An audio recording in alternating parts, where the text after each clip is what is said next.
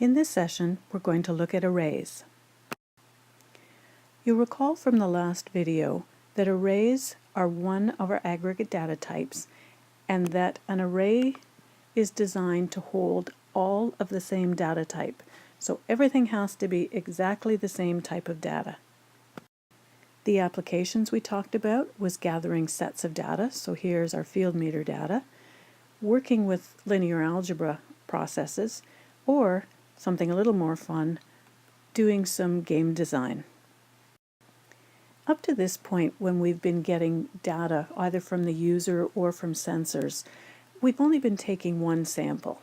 So we've declared an integer or a floating point number or a character, whatever type of data it happens to be, and then we get that information and we store it in that variable. Now what we want to be able to do are store multiple values taken at the same time or even over a period of time. So what we're going to do when we want to take multiple samples is use an array. So the first thing we need to do with any data is to declare that variable. So in order to declare an array, we need to specify the type of data that's going to be held in the array. We need to give it a name, and then inside square brackets, we need to specify how many elements maximum that it's going to be. Now, one very important thing to remember is this value that's in here has to be a fixed value. We can't make that a variable. It has to be an integer, and it has to be a fixed number. So it has to be 10 or it has to be 20. So let's say, for example, we want to capture some samples and they're all going to be integer values. So let's say they're coming in from a sensor. We're going to reserve enough space for the maximum number of samples that we think we're going to take. So if we know we're going to take 25 samples, we would specify or define max number to be 25. So we would use our define, and we'd say max number is 25, and that's going to reserve enough space with a name of samples to hold 25 integers. If we look at the second example we have here, our data type is now float, our array is called readings, and it's going to be size floating point numbers long. So if size is 10, then we're going to reserve enough space to hold 10 floating point values. Once we've declared our variable, we can then start assigning values to our elements. So if our array is called array name, we need to specify which index, and the index is always specified inside square brackets, and then we can take any data type that matches the type that's held in our array and assign it to an element by using our equate operation or our assignment operation. So let's take a look at some examples. Here's our samples array.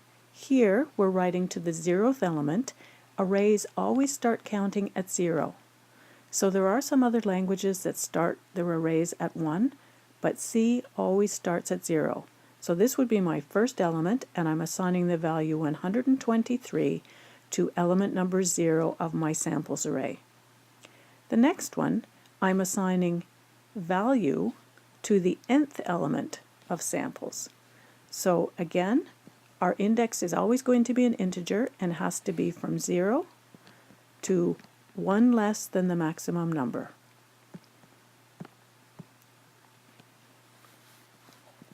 Let's take a look at our floating point array. It was called readings, and here I'm writing to the ith element, and I'm actually calling a function, so the returned value from this function will get assigned to element number I of my array. Now here I'm writing to the very last one. So remember, I defined it to have size elements, so now size minus 1 is going to get me to the very last element, and I'm assigning the value 14.2. The F means it's a floating point number, so I'm assigning that to the last element in readings. Just like any other variables, I can compare the contents of an array element to any other value. So here I'm looking at a comparison that's looking for equality. So if I look at my samples, I'm saying if element number I of my array is the same as element number I plus 1. So if I is 0, for example, I would be looking at comparing element 0 to element 1. If they're equal, I'm going to print out that the system is stable, but if the contents of element 0 and the contents of element 1 are not equal, I'm not going to print that message. Now let's look at the second one.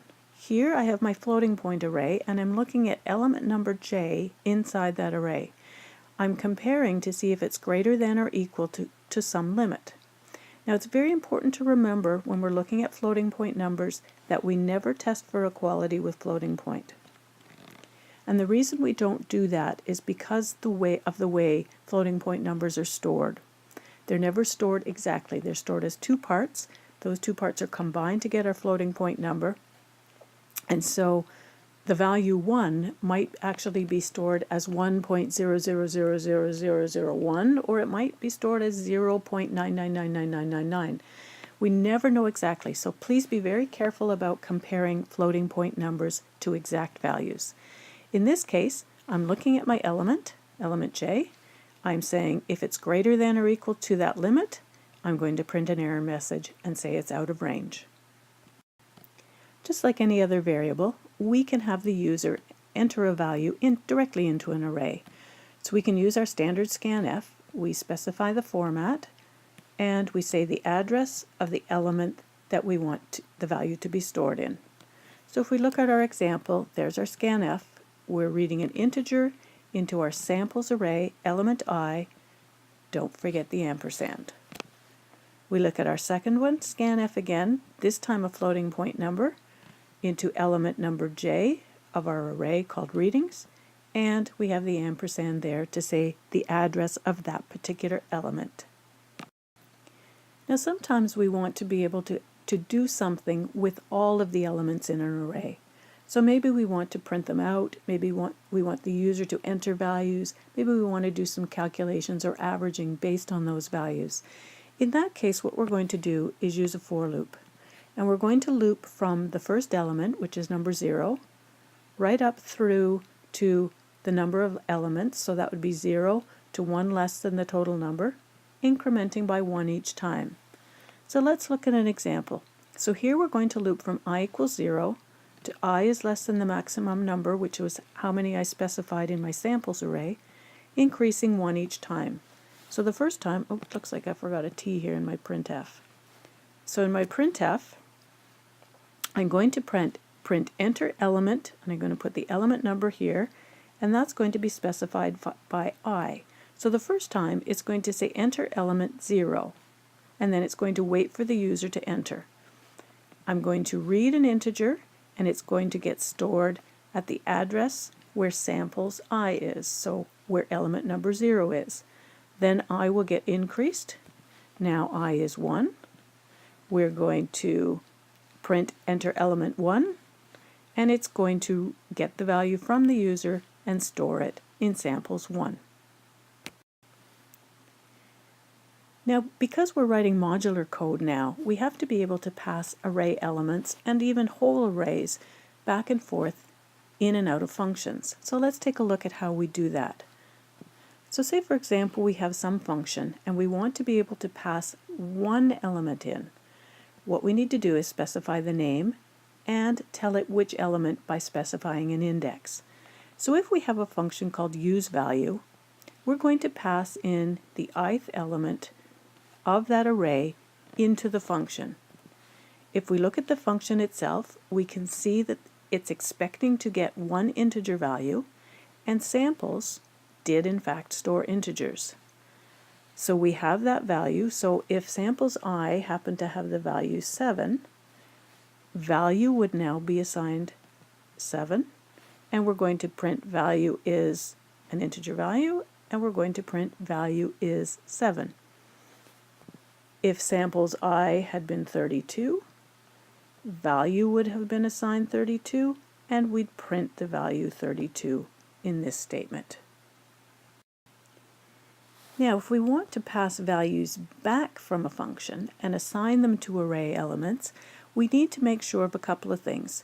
First of all, the function itself has to return the correct type of data to be assigned to that array element. So if we have an array of integers, this data type would have to be specified as integer. If we have an array of characters, this data type would have to be character. So let's take a look at our example. We know our array samples holds integers. That means the function has to return an integer, which it does. So here's the name of our function, so this would be our actual call. And what it's going to do is going to come into this function here, it's going to execute the code, and it's going to return value. So value must be an integer, it gets returned, and then gets assigned to samples element I. So if inside here there's user input, and the user enters the value 22 for value, value gets returned. The 22 now gets assigned to element I of samples. There are many times when we need to pass the entire array into a function. When we pass an array into a function, any changes that we make to that array are permanent. So let's make a note of that. That's pretty important. That means if we change any element in the array, that change is there forever, or until we change it again. So let's take a look at our function first. I've called this one change array. It doesn't return anything, but it expects an array of integers coming in. So the open and close brackets here specify that instead of just a single integer, we're getting an array now. What it's actually specifying here is the address of that array. And because we're working with the address, it now means if we change something in that address, it's changed permanently. So that goes back to what I said a few minutes ago. If we look at our code, we're going to loop from 0 to 1 less than the maximum number of elements in the array, increasing by 1 each time. And in this case, we're going to ask the user to enter values to be stored in the array. So here, my array inside the function is called array. There it is, element number I, controlled by the loop, and the address of, so I'm going to allow the user to enter a value into each element of my array.